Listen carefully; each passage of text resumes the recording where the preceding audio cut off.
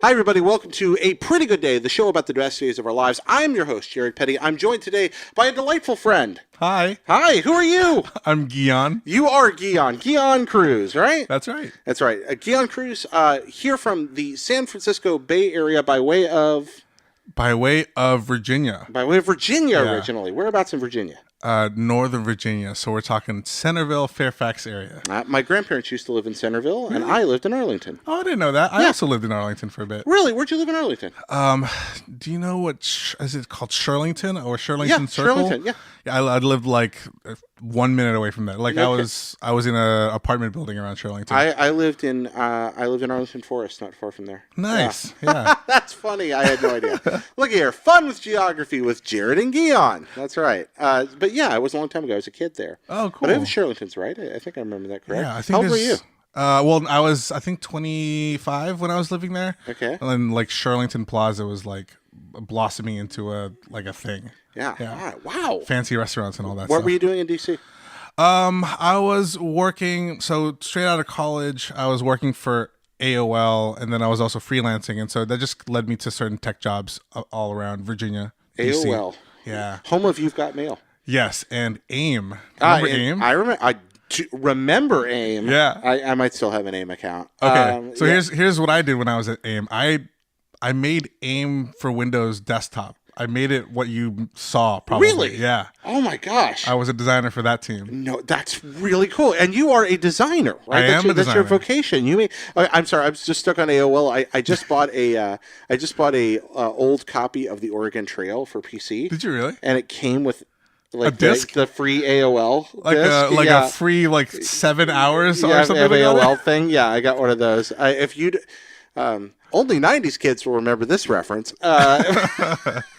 Yeah. So you're a designer. You make what's a designer do in the software industry? So I'm a designer in the sense that I mostly do interaction design or user experience design. Okay. So that really means taking anything with a screen, like your phone or a website or your computer, right? Yeah. And making sure that what you're working on makes sense and doesn't feel like it's broken. Oh, so like, hey, I understand how to do this. Yeah. I know how to do this thing. Yeah, and when you think about like programmers or engineers, the designers are almost like the architects when they're building a building and making sure that nothing falls apart or making sure people know where to go. That's cool. And then the engineers, they build it. Okay, and so you lay it out, and then the engineers make it happen. Yes, Okay. and when we say lay it out, we're very careful about where does stuff go? We have to answer all these questions. Like, well, what if people don't know where to go? Like down to the pixel? Not necessarily down to the pixel. That's where the specialties of like user experience versus a visual designer would be different. Where the visual designer would be down to the pixel, where they think about like, well, if this is green, are they going to assume that you can click on it or not? Okay. Things like that. And a lot of those kinds of decisions go into making just about any piece of software you use. Sure. Like, here's an example. Like, you would never want to color a button gray because no one would think you can click on it. Okay. Because it looks disabled. Oh, that's interesting. Yeah. That makes sense. Yeah, and we have to ask all those questions all the time. And so that's what you do. So you designed part of the AIM platform. You designed all kinds of other things, and now you design all kinds of products. And you said anything on a screen. Like, you ever designed anything for really weird screens, like those tiny little screens on printers, or no, not printers. you ever done that, like any oddly placed screens, I microwave screens, gas made station designs screens? for a kiosk in a museum once. That's awesome. What But- museum? Oh, it was more like a school project, so the kiosk was like at the school. Okay. So, it was stuff about like Filipino recipes or something like that. Well, that's awesome. So I shot a bunch of like video footage and then I made it look like an interactive. Are you a screen. Filipino chef? No, my mom is, and she's pretty great at it. Yeah, she's pretty So great. But you're not a chef? No, I'm really bad at cooking, actually. If somebody watching hasn't had Filipino food before, like what do they need to try? How do you describe it, or what do they need to What try? what are your go-to Filipino Okay, foods? you go with classic chicken or pork adobo, and then there's also lumpia, which is basically fried egg rolls. Okay. Or egg rolls and spring rolls. There's also, my favorite dish is called kare kare, right? And kare kare is, how do I describe that? It's like peanut stew with oxtail. Yummy, Or like yummy. peanut curry, And I would people say. who haven't had Yeah. oxtail, if you're afraid, don't be afraid. Oxtail's awesome. Yeah. It's great. Oh, it's just beef. Really it's just a different kind of beef. That's all it is. That's all it is. But no, it's peanuts and meat. People eat it. It's real good. It's actually peanut butter, and like we actually, my mom puts legitimate scoops of peanut butter for the peanut curry thing to happen. I feel so fat and happy right now thinking about this. I love it so much. How did we get here? Oh yeah, I made a kiosk thing. No, you made a kiosk thing about Filipino food. Now we're telling people about delicious. Don't worry. Wait. Again, welcome to the Stream of Consciousness podcast. I'm your host. But we probably should get around to you telling a story about a pretty good day, because that's what this show is about. Sure. So what are you going to tell us about, Guion? I'm going to tell you about one of the days that I had during my trip to Asia in 2015. 2015, you traveled to Asia? Yes. Had you been there before? Well, I was born in the Philippines. I didn't realize you were born in the Philippines. I was, yeah. I didn't know that. Right in the heart of Manila. Okay. Yeah. I knew your family was Filipino, but I had no idea you were born overseas. Yes. We were actually, all of my family were born overseas, or like in the Philippines. And so you immigrated? Yes, we did. I became a citizen in like 2004. Okay. 4 or 5. Mm-hmm. We first came to the U.S. and moved here in 1997. Oh, wow. Okay. Yeah. So how old were you at that point? I was just starting high school. Starting high 14, 15. Why did you choose to, why'd your family immigrate? They knew that they wanted to give us a good education. Okay. And they wanted to make sure that we were going to get into an American college. Mm-hmm. And so to do that, they were planning to eventually move to a place where we would get a good American education. Basically. So if you went to an American high school, they felt you had a good chance of getting into an American college, what they thought would be good for your career. Yes, because my dad worked for the U.S. government, and we would go to different countries. Oh, okay. And we would live in different countries and go to international schools. Okay. But even then, you could see that people who go to international schools don't have a full guarantee that they'll get into like an American college. Okay. So I think that's where they saw that they needed to move to America. So it was a strategic decision for their children. Yes, absolutely. You and my 2 sisters, my older sister and my younger sister. So all 3 of you there together. And you said your dad worked for the U.S. government, so you worked all over lived all over the place. Where'd you live? Yeah. And let's see. Let's start with, I was born in the Philippines. Yeah. Then we moved to Sudan. Okay. Lived there for 3 years. Yep. Okay. We moved back to the Philippines for a couple of years. I think it was because my little sister was born. Uh-huh. And then we lived in Pakistan for 3 years. Wow. El Salvador after that. Oh, my. And then we moved to the U.S. Guion, you have lived on lots of continents. I have. Many continents. Yeah. It's one of those cool trivia things that I tell people. Wow. Okay, wait. Okay, so the Sudan, Africa. Mm-hmm. Okay, you lived in Pakistan, that's Asia. Yep. You lived in, where did you say? El Salvador. El Salvador. So that's Central America. Central America. Technically North America. Okay. Technically, yes. All right. Yeah. Well, not just technically. I mean, definitely. When I was saying technically, there's nothing about it. It's north of Panama. It's North America. I'm silly. Geography with Jared. Wow, yeah, we went back there. Yeah, we did. This is now a the geography podcast. That's right. And then Asia. So you've lived on 4 of our planet's 7 continents.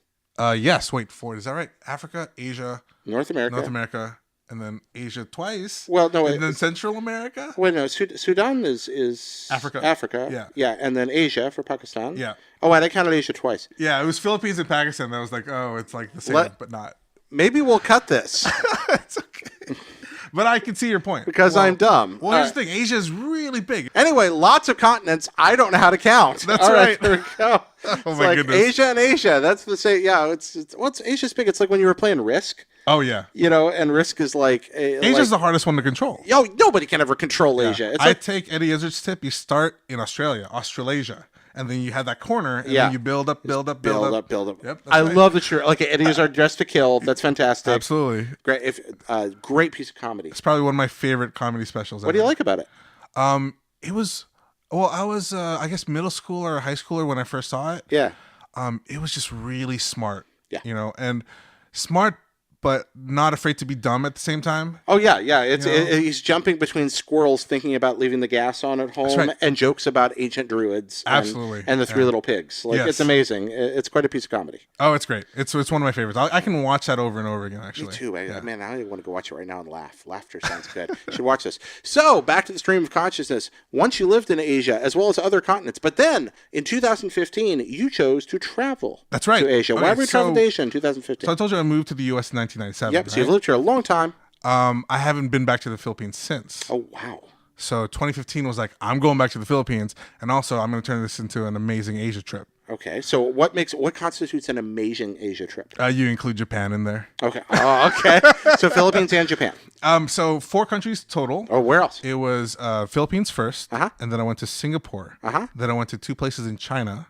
Okay. And then I went to Japan. Wow, 2 places in China. Where was it? I went to Chengdu and I went to Beijing. Okay, I don't know Chengdu. Where's Chengdu? Chengdu is, I believe, far west. Okay. Much more west than Beijing. I could be getting this wrong. So like in one of the more mountainous areas out west? I can't point. I couldn't point it in a map, but it was. I would be like, it would be more in the middle of China than it would be on like the right coast area. Why'd you choose Chengdu? I actually had a friend who is living there, or I still have a friend who's living there. Okay, that's fair. And it was a great opportunity to see him. It was a friend of mine from high school, and my best day is actually going to be talking about my day in Chengdu. Well, then we'll probably not spoil Chengdu. So you went to Japan, you went to Singapore, and you went to China, and you went to the Philippines. Yes, I did. So let's talk about this great day then on this trip to Asia. This is the setup. You're 2015. You're on a trip, or you're going on a trip. Tell us about what made this day so special in the context of that trip. Well, I think when you go on a cross-continent kind of trip, you expect all of the days, or at least each country, to be as amazing, or if not more amazing than the last one before it. So you have high expectations. And I hadn't gone to the Japan yet, so China was the country I was going to right before Japan. Okay. And I was most excited for Japan. Okay. Why were you most excited for Japan? I've always wanted to visit it. It's like the future country city thing. Oh my God. It's the best, by the way. Gian, I don't know if you're aware of it, but I do occasionally kind of like to talk a little about Japan. Yeah, I know. I can tell. Like that a little bit. I love Japan. I love Japan. Tokyo too. Like, I don't know if people say like, oh, don't go to Tokyo. Like, I love Tokyo. Who says don't go to Tokyo? I think people think like Tokyo is great, but you go to the other places to see the beauty of Japan. You do go to the other places to see a different part. You do to see a different beauty. But 30 million Japanese people can't be wrong about Tokyo. It's the city of the future. It is. It's legitimately the city of the future. It is the city of the future. And the trains run on time. And it is the city. When you say city of the future, what do you got in mind? Okay, this sounds weird, but it's because of all the vending machines that are outside. It freaks you out a little, doesn't it? It doesn't. It's actually amazing. So it's because if you could tell me right now, like if I was just in the street, anywhere in the street, pick any highway or road in the U.S. or something, or in the city, and then you do the same in Japan, right? I need to get to some cold liquid right now. I need some fresh, some nice refreshing water, or insert drink here. Yeah, you are literally 10 to 20 steps away from that in Japan. No matter where you are. No matter where you are. You are indeed 10 to 20 steps away from a warm can of soup that you can put in your pockets. That too? Then you can have a pocket full of soup.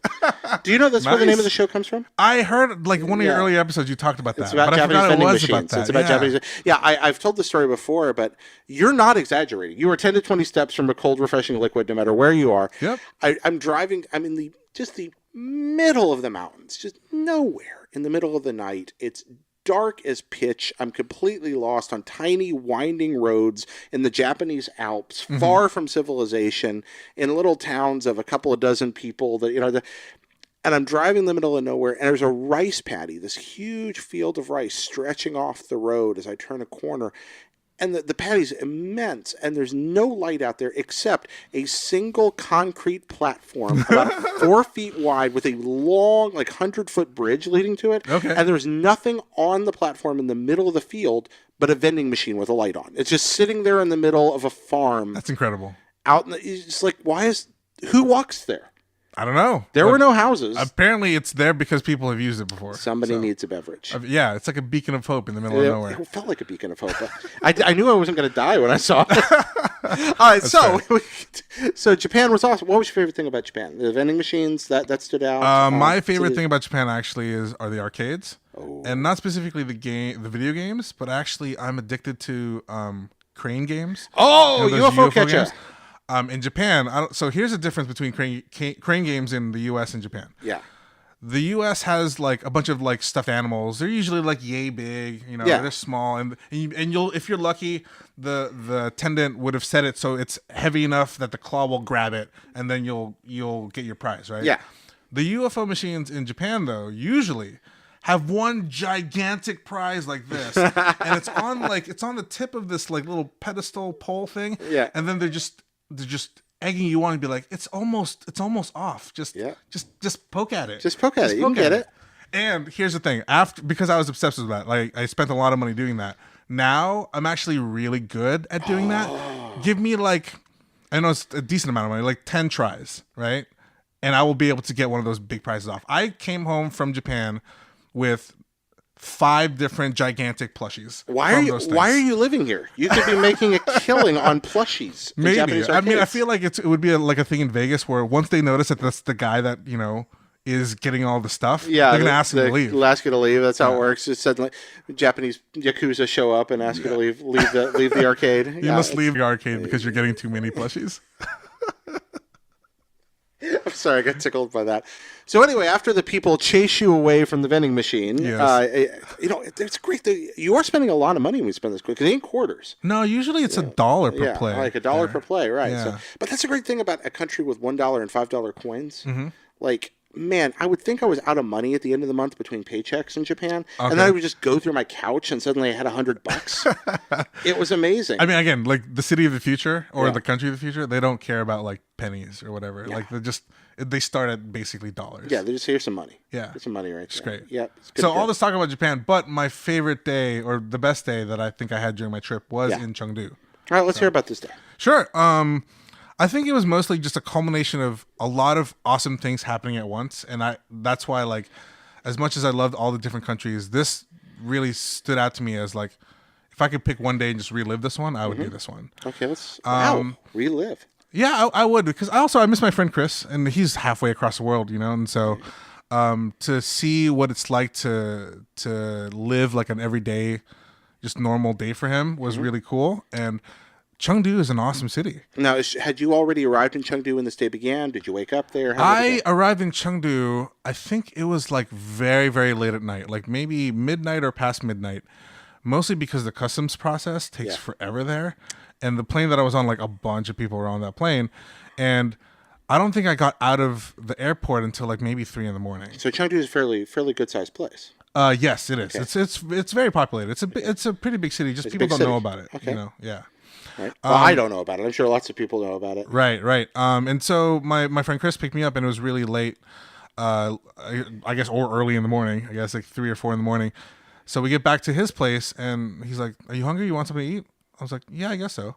So we just went outside, and apparently, like 3 or 4 in the morning, it's totally okay to rummage around. Like, they have like street carts and like cool little late night spots. So he just took me to one of his favorite like little eateries where we just get like skewers and stuff, almost like izakaya, but not. What's different? Usually just the stuff that's on it. And it's just open at 4 in the morning? Yeah. Is this like on a weeknight or? Yeah, it was absolutely a weeknight. It was a Thursday into a Friday. Lots of people out and about? No. Like no one, like basically people were asleep, but this place was still open. So like for the people who were getting ready to sober up and eat and stuff, this would be the place. And it wasn't even a restaurant. It was just a stall with no room to sit. Okay. And so what they had was little tiny kid stools that you can just take out and just put on the street. And then we just had a bunch of skewers that they gave us, like I think they gave us like 10 to 20 different skewers, and it was like, I don't know, $5. So you get out of customs, you're sweaty, you're tired, you've been in the line a long time, and your first taste of China is literally a taste. Oh, yeah. It was great. And I was like, okay, we're off to a good start so far. We're off to a good start here, yeah. Yeah, and so... How's Chinese beer? Great. Yeah. I don't remember it per se, because I was more focused on the food. Yeah, like food. I wasn't drinking a lot during the trip, but... Okay. I know that Chengdu has a lot of really spicy foods. Ooh. It's like the home of the spiciest foods, I think, in China. You're making me hungry. We haven't eaten yet. I'm so sorry. No, it's okay. I was like, don't be sorry at all. So you're eating delicious food with your friend Chris. And your friend Chris, tell me about him for a minute. Where's he from? So he is Chinese, and he Chinese American, I should say. He was a friend of mine that I met in high school. Okay. And so that was in Virginia. And we actually I met him because I was in a design class with him. It was one of these like off-site programs. You know how some schools say like, hey, if you want to specialize in this, we're going to take you to this school. Okay. And so I wanted to take a design class. And so I met him in that design class. We went to do 2 different schools, but that class we took together. Oh, wow. Yeah. Okay. And so that just was the beginning of a really long friendship at this point. And he ended up moving to China a few years ago. And I wanted to see him, and so I was like, "Hey, I'm making this trip to Asia. Let's go hang out." Okay. And that's what happened. Wow, what a really cool. So you decided to go meet him there. Mm-hmm. So you have that dinner. What did you do then? Well, then we passed out. We passed out. Okay. We went to bed. Went home. And then what was this place like? Almost like a typical like American apartment, like like I don't know, 500 square feet. Like he has a roommate. Like they have cable, they have internet. It's all life normal. is life. Yeah, right. they have a bunch of bikes. It's a China's cities usually like a lot of people like to ride bikes. Yeah. I guess the big difference that I noticed was that there is like the Chinese like wall, the internet wall, where if you try to log into Facebook, you can't. Oh, that's interesting. Yeah, and so a lot of either American people or just people who want access to like the real internet. Yeah. VPNs are really common in China. So people just get around it. Yeah, so you just VPNs is basically another business there. So you log into a VPN and then you can access Facebook.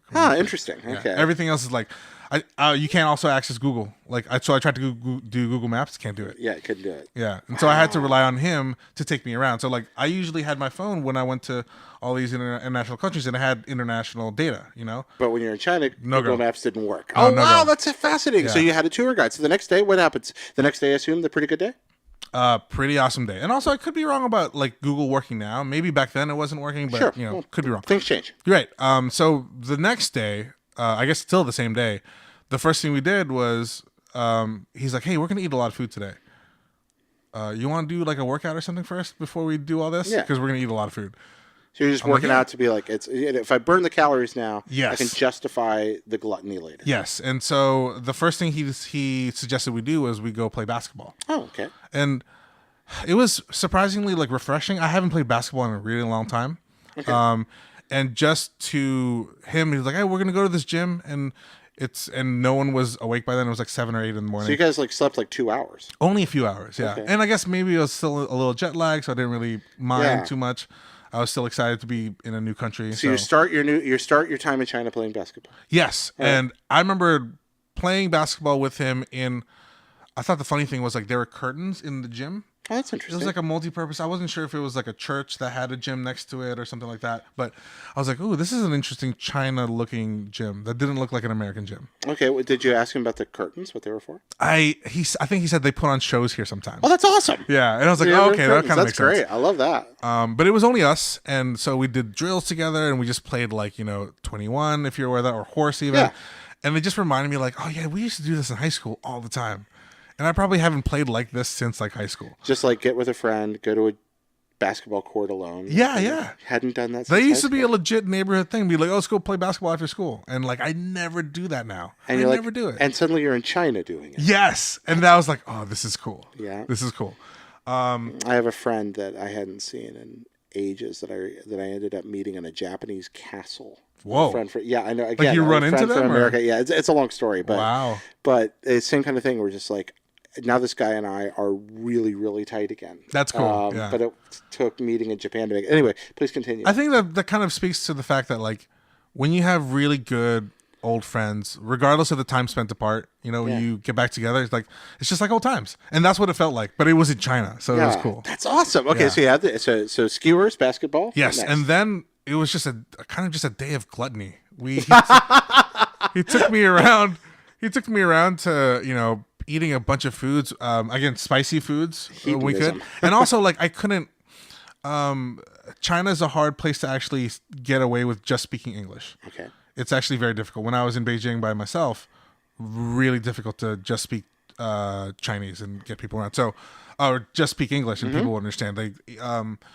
I found it funny that they almost were bothered by you if you talk to them in English versus in Japan they like, "Oh, we can't speak the same language, let's try to figure this out." Yeah. So helpful. Not to That's a different approach. Yes. Well, Japanese and Chinese histories related to English culture and language are vastly different things. Yes. And they have vastly different reasons for those approaches. Yeah, and so I felt very lucky that my friend Chris basically just showed me around. I just shut my mouth and just followed him wherever he went. I remember eating a lot of really, really spicy peppers with, I forget what it's called. Basically, there's a pepper that's in Chengdu that is like the source of some of the spiciest Chinese food. Okay. And then I also remember having rabbit head, Oh. which is weird, but apparently it's a normal delicacy there in Chengdu. And so he's like, "Eat this. Don't ask what it is." What's it taste like? I know it's always a hard question. I wish I remember. I want to say it was like a combination of like chicken and pork. Did you like it? Oh, it was fine. Yeah, I mean, because it was like deep fried in something. So like, I'll eat a deep fried tire if you ask me to. I don't know, man. People say that. I think San Francisco's got a lot of great food, but sometimes people talk about how great the food is here, and I think half of it is just deep fried, and that's fair. And I've had deep fried grasshopper and did not like it. Oh, I see. Okay, I don't know. People told me I wouldn't tell the difference, but I did. Yeah. Nonetheless. Well, the rabbit head. Big fan of rabbit. I love rabbit. Rabbit's you can delicious. see that there is a form of a skull there. So I didn't know what it was. I was like, there's no ears on the thing, you know. Yeah. And so I'm like, what is that? And so you just kind of pick at it, and he's like, oh, it's a rabbit. Oh, rabbit. Cool. Rabbit meat's good. Yeah, and I really enjoyed it. And again, all of it was like around this idea of like very spicy things. So I'm like, and I'm super into that. If you're not into spicy foods, Chengdu is not the place for you. Okay. So. So everybody eating the spice up. Yes. Was it what you'd imagined Chinese food to be, or were you like, "Wow, this is a very different, distinct, regional take"? I'm mostly aware of the fact that Chinese food is different from American Chinese food. Mm-hmm. I love both, and I've had dinner in Chris's mom's house, like back in Virginia, so I know the differences, or at least I'm fine with the differences. I was just very surprised that while we were in China. Or in Chengdu, all of it was about spiciness. Yeah, which is cool. Punch. I was all about that, so it was great. I feel like we also had some ramen at some point, but it was like a Chinese take on ramen, which was really cool. Again, spicy. This one wasn't spicy, but it was just a different take on it, and I just love the fact that he was taking me to all these like dirty alleys where like we'd sit on stools and like I don't know what they're saying, but they're gonna serve me some really awesome food. Mm-hmm. And we did that like 3 or 4 times during the day. Just local joints. That he knew. Fantastic stuff. And I would never be able to do that myself. Were you mostly walking and biking, or? There was walking and some biking involved. Okay. There was actually more biking involved into the evening. All right. And that's what I want to transition Let's into. get there. What he told me about was every Friday there's a group of, I guess, either expats or just Americans or just foreign travelers, right? That get together starting at this one cool like bike shop, right? It basically looks like a bike shop that you can pull from like hipster San Francisco and you stuck it in Chengdu. Right? Okay. I think there's a German owner or like a German American owner and all these fancy bikes and stuff, right? But you can also rent the bikes there. The thing that he does is he starts this nightly or weekly Friday night bicycle ride where you start at the shop, right?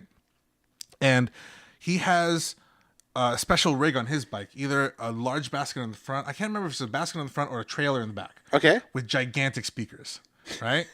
And so it was basically like the start of this bike party that then is just like, does not give...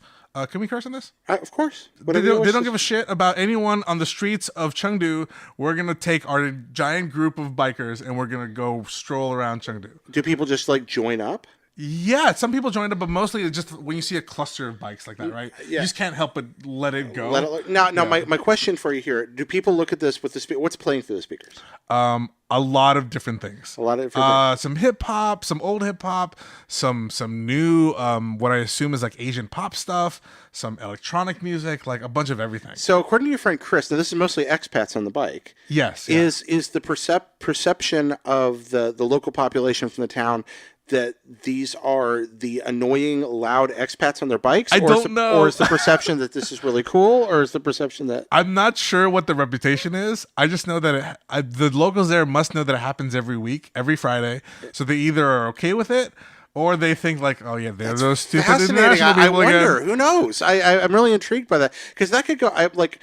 if I saw an enormous number of people from foreign countries riding down the streets of my neighborhood with speakers blaring every Friday night, I would think that was awesome. Yeah, I think it was awesome. I can see how some locals would think it was like, stop this now, please. Kind of like the Mario Kart thing in Japan. Oh yeah, I know the touristy thing. Yeah, and that almost got shut down, but apparently it's still around. And like, I wonder what local city people think about that. We're like, oh, here's a bunch of foreigners. And I'm sure everybody thinks a different way about a different thing, too. Yeah. Of course, every person's got a different perspective. But yeah, I don't know. But anyway, it's amazing. It's a bike with big speakers on it. Yes. You're pretty much, it's Friday night. You are giant expat ET cosplay recreation crowd. It's just, I think the thing I like the most about that is riding a bike in an unknown city is very scary. Okay. You don't know where to go. If you're riding by yourself, you might not know what the rules of the road are, But when there's such a big cluster of bikes, there's a lot of comfort in, like, I haven't ridden a bike that long in a while. And so just knowing that there's a group of people basically guarding me from what could be the dangers of riding around a big city in China was really comfortable. Just like, hey, guys, I know a lot of people. I'm not off the path. I know I'm not lost. Yep, exactly. Right. Just follow the thing. And then I basically got to have a 2-hour-long bicycle tour of all of Chengdu. Oh, wow. We went everywhere. And with musical accompaniment. Yes, exactly. It was phenomenal. What was the coolest thing you saw? I remember we cut through a college, which in a way looked very similar to just like the college that I went to, like, small. It looked like a small town in the middle of the city, which was interesting. But I really mostly enjoyed the fact that all of this was happening, and I got to just witness all the tall buildings with the parks. And then we stopped at this, what looked like, I guess, a metro stop or like a public bus station or something. And this was like the classic stop of like, okay, we're halfway done. Yeah, we're gonna have a bunch of beers. Okay, and we're gonna keep going. All right. And that was mostly like, aside from the sights that I like to see, that moment of just getting to know the people now that I've been riding with for an hour was really cool, because now you're bonding with them over beers, and it's like, are you guys ready to do another leg? And they're like, yeah, let's do it. And they're from all over the world. Yeah, they are. Oh, wow. Some of them are working in Chengdu. Some of them are only there for like the weekend. I was only there for like 48 hours. So it's like all walks of life. Some locals even, Yeah. But like Chris obviously was a local there. It was great. It was one of the best rides I've ever done. What an interesting! Is that the end of the day? Was that the? No, it's not. Oh, what happened next? There is more, and that's why I think this, out of all the days I've spent in Japan and even the Philippines, like, this one's the one that tops them all, because there's so many things happening. This is already a pretty good day. So the bike ride ends, we go back to the shop. Yeah. Right? And we're getting to know these people. And truthfully, the sucky part is I don't remember any of their names anymore, because like I just met them for the one day. But it was cool. They were really nice people. Some from Germany. I think someone was like working out of Texas. Someone was in college. Okay. All walks of life. And they're like, you know what? We're having such a good time. Let's keep the party going. Okay. So we decide to take our bikes and then go clubbing in Chengdu. And clubbing in Chengdu is a different kind of clubbing. How? Okay. Well, I'm sure you're aware, Gian. I'm a master clubber. You have seen me in the club. Sure. Yeah. You've seen me get down in the club. In the club. Yeah. Yes. Absolutely. Indeed. That's me. So I'm well acquainted with the ways of clubbing culture. But please, for those who are less acquainted, show how, or demonstrate how clubbing in Chengdu is a different thing. I think it was only different really in one very specific way. Okay. But I'll save that for a few minutes from now. But okay. All right. The clubbing culture, I think, in Chengdu is mostly around the fact that, like, it's the time where the locals get to party with the foreigners, Oh, okay. So a lot. Is that what the club you were at was like? Like, it was very international? Like a whole bunch of international folks coupled with a whole bunch of local folks, right? Okay. It depends, obviously, in the club that you go to. We went to a few, but the one that we went to, I can't remember the name of it, but I remember everything stopped while we were there. We were there for about an hour, but in the middle of it, everything stopped. And they're like, make way for blah, blah, blah. And everyone was like, what's happening? What's happening? And then there was a tiny stage, and there was basically what looked like a prince in like mask and like royal garb and stuff, right? Like, walk to the stage. Okay. And then what I found out was that there's a regional or Chengdu specific dance that is called like the mask changing dance. And so, do you know how like magicians do like quick change? Yeah. You know how like they put a curtain up and then they're like, oh, a different outfit. Yeah. The Chengdu thing or the China thing is changing masks. So he's doing all these dances, and then like he's doing it to like pop music too. It was weird. It was but like, his face keeps changing. Yes, but it's so fast that it looks magical. Where it's not just like, oh, you see it changing to a different mask. It's literally like he'll turn his face at you, and then it went from blue to like green, and like and it happens like 30 different times. And I was like, how are there 30 masks under sorcery? there? It was incredible. That's awesome. And I happened to have like a front row seat or front row like standing room like in front of the guy. Yeah, that's I was really mesmerized. Cool. So you saw the Chengdu mask change guy. That seems better than most clubs I've been to. I would say so. Most clubs I went to was just really, really loud, annoying music. Yeah, some unts, but this was like, okay, we're gonna stop the unts. Okay. And we're gonna watch this guy change masks. For And then like back 10 to minutes. Inzunes. Yes. And then back to it was Inzunes. that. It was great. And then we went to a few other clubs back then. We were drinking, getting sloppy and whatnot. But really, seeing what I guess local culture is like, and just the slight differences was real. The things I appreciated the most. What was the most beautiful thing you saw that day? Beautiful thing. I want to say it's mostly the tour of the bikes. When you can see the transition from going to a park into like gigantic buildings. Yeah. And I think I love exploring cities, and I love it when like a skyscraper is like just towering over me. And that's one of those cool things. I never get over that. I think it's really cool. You should talk with Altano about that. Oh yeah. Sometime he said something similar on the show once. Oh, should interesting. Talk about that. Yeah, I will. Next time I see him in the office. Yeah, ask him about it. Yeah. Cool. I'm trying to remember how the night ended. Well, you had been at the club for a while. Oh, you're excited. No, yes, I do remember how the night ended. We played poker. You ended the day with poker. Yes. Okay, so from skewers to nap to basketball. Yes. From basketball to spicy food to stall to stall to stall to bike shop with speakers and giant parade through the city to club with magic guy to poker. Yeah. This is a random day. I'm realizing there's a lot of stuff happening here. There's a small chance that I might have mashed 48 hours together, but I can't remember for the life of me. That's how memory works, and that's how stories work, and it's okay. Just keep telling the story. And so I do remember like playing poker with him and his friends because he says, "Hey, we're playing they're playing poker somewhere. You want to go join us?" And I was like, "Okay, great. I haven't played poker in a while, but that sounds fun." You're the guy that hadn't played poker in a while. No, it's fun. It was all good and fun. It was just more of like, "Hey, I want you to see this place I normally hang out in." Yeah. Right. And they usually have a poker night there, or they just play poker on a regular basis. But it's called Dave's Oasis, right? Okay. And it basically kind of felt like this weird mashup between like Cheers and Central Perk. Friends. Did it have the same kind of synthetic vibe? No, it's just more, but it's much dirtier than that. Okay. But in the sense of like, there's couches here. I want to go there. Like usually a bar doesn't have couches, right? But like there's couches here, but there's a bar in the back. I'm a big fan. And of then bars there's a poker couches. table right next to the couch. Okay. So this weird like vibe. It's a cool vibe. Yeah. And kind of a club bar-y vibe. So you went and played poker. Yes, I played poker. Did you win or lose? I think I broke even, which I'm night. okay with. Yeah.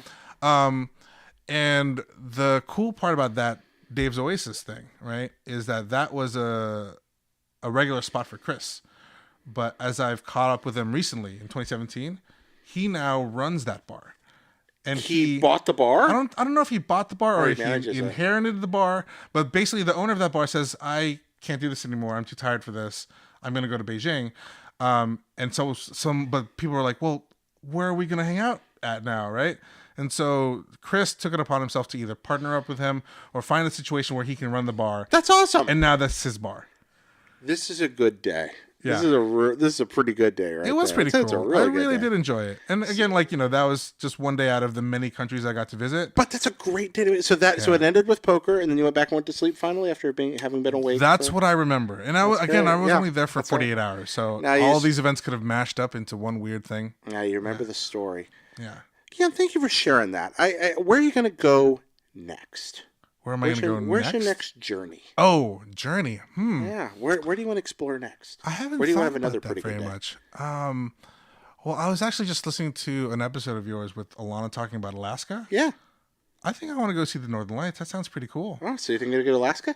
I could. I don't know if I see myself being an Alaska type, but if it means getting to see the Northern Lights, that sounds pretty okay to me. You could do Canada too. Yeah, and I also want to visit Asia again. Korea. You can go to Asia and see the Northern Lights too, for that matter. Really? Well, sure. I mean, why not? Oh yeah, I guess so. I haven't even thought about it that way. They still have a north. Yeah, it's true. Let's go to Siberia. Yeah, you're right. But yeah, I've been wanting to visit Seoul actually for a long time, and so if I go to Asia again, that'll be one of my other destinations. Awesome. I hope you have a wonderful time there. Thank you so much for sharing your story. Thanks. It means a lot to me. Guion, folks want to find you. Where do they find you? You can find me on Twitter. Okay. It's at Guianorama. So that's Gianorama.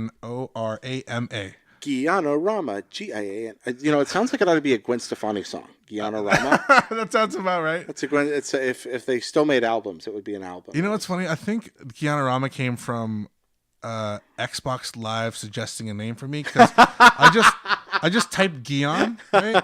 Gian, And I was like, I just don't want to think of a name. Just give me a name. And then like one of the suggestions was Gianarama. I'm like, I'll take that. I like Gatorama a lot. I'm also that on Xbox apparently. So yeah. Dude, thank you so much for sharing your story. Thanks for having me, man. Yeah. It means a lot. Folks, thank you for watching and listening. We also want to thank our Patreon producers, Nick Ray and Robert Nieder, whose generous support makes the show possible. As long as everybody else, or as well as everybody else, pardon me, who reaches out, you can reach us at mail@pocketsfullsoup.com with mail. That's mail@pocketsfullsoup.com. Join the Pockets Full of Soup Facebook group at all, etc. And keep your eyes open for everything else we got going on. Thank you so much. Have a good evening. Bye-bye.